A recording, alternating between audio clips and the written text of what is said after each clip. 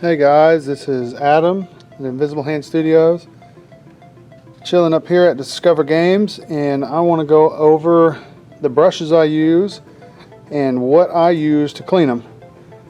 So I want to start off, kind of check out the synthetic style brushes that I use, mainly for things like big base coating. Definitely no fine detail. These are kind of my go-to to slop on washes, inks. They're really nothing special.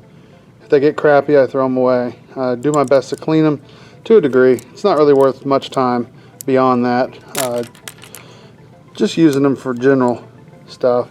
Dry brushing, $1. One whole $1. They come in lots of different sizes. This is an e.l.f. right there. There we go. An e.l.f. makeup brush. Be brave, men. Go buy these. They're amazing. What I specifically like for my metallics and finer lining inks, I do enjoy these Army Painter synthetics. They have some nice snap. I talked in my video the snap or bounce. Well, these are treated, so they're not going to do it now, but these are the Regiment and character brushes. Really, really good. Nice fine tips. If you take care of them, they'll last. Here's an example of a brush I would never use, that I used to think that the smaller the brush, the finer the detail. This is the Army Painter Insane Detail. Can you see that thing? I can't use it. I don't know how it's used. The paint dries so quick on these small brushes, it's almost unusable. This is another kind of a workhorse for slopping on base coats, synthetic. This is the actually Army Painter base coat. Now here's a perfect example of a brush that's starting to lose its mojo. See how it split? It can be saved a little bit. It's nice for doing some big fat areas of base coating. And if you'll notice, the tip is starting to curl. I got a trick for that. So we're going to go on to my finer my finer natural hair brushes. These are the Monument Bomb Wick series. I'm very, very fond of these brushes. My favorites are the size 1, 2, and 3. They have extremely nice points. Sorry, I'm a brush licker. Got to get my point across. But as you can see, super sharp. My favorite is actually the size 1 here. Every eye that I have done or will be doing will be that size 1, because it's really, really awesome. Moving on, this is probably my favorite brush of all time. This is the Winsor Newton Series 7 size 1. It's got a beautiful belly, big round belly, a razor sharp point, and it pretty much does most of the things for me. It is a good workhorse, and I have several just in case. I'm also extremely fond of this. Is the Raphael Kolinsky Sable 8404 series, size 2.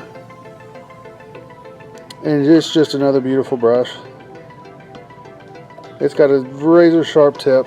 One thing that I found that I didn't know was true, or didn't really care to believe, was that you could pretty much do just about anything you need with these two brushes. You don't need something ridiculously small like that to get fine detail. With enough work and precision and practice, meaningful practice, you could do just about anything with these two.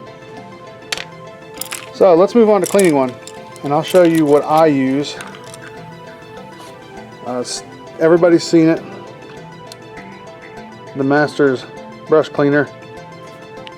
I'm going to show you how I go about it. I've had this for many years. You can see it's kind of yeah. but it is what it is. It's a brush cleaner. So with this being natural hair in particular, this is basically your shampoo.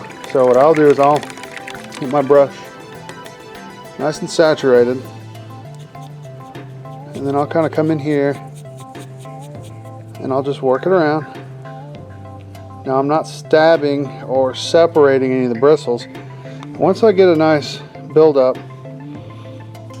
I'll take in my hand and I'll just kind of massage it. Roll it back and forth, massage it, rinse it off,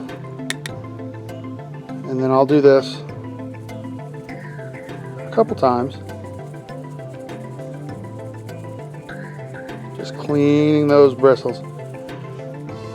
Now the problem lies when why we clean these, not only is to keep paint from gunking up our bristles, but if you get paint up here in the ferrule connection, from the heel of the brush into the ferrule, it's going to cause that to start to split. And that's going to be the death of your brush. But I do have one product that will kind of bring it back to life. So I'll do this a couple times. In real time here, I'll show you. And then when I'm done, rinse it back off. See, it's nice and wet. And then I'll just coat it. Now, as you can see, we got our soap all over it, and now I'm going to form the tip back, and I'm not going to twist it. I'm going to go side to side until my tip is nice and formed. And there it is, nice sharp tip. And then I go back and I store it for next time. Now, when I said that I had a trick for these synthetics that curl, so this brush was dead, long dead, because once it starts to go, I just don't care anymore. I'll get, crap up in here. I'll take this stuff. This is a magical product. This is Winsor & Newton Brush Cleaner and Restore. And what I'll do is you're going to take it just a little bit right here in your cap.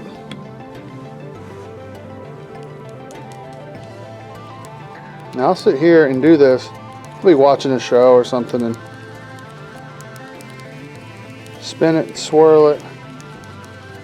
Now this brush was clean before I did this. And by clean I mean I had used the brush restore, or the brush cleaner from Masterson's, or the Masters. And I'll do this for a couple minutes. But then on a paper towel, you'll be able to come back and see, this was a clean brush. There's some purple. That is all the purple paint that was gunked up in the ferrule. So, ideally, clean it for a few minutes. If I can get this to do right, I've done this 1,000 times at home. I'll let it sit just like that for about 5 or 6 minutes. Then when she's done, off to the rinse.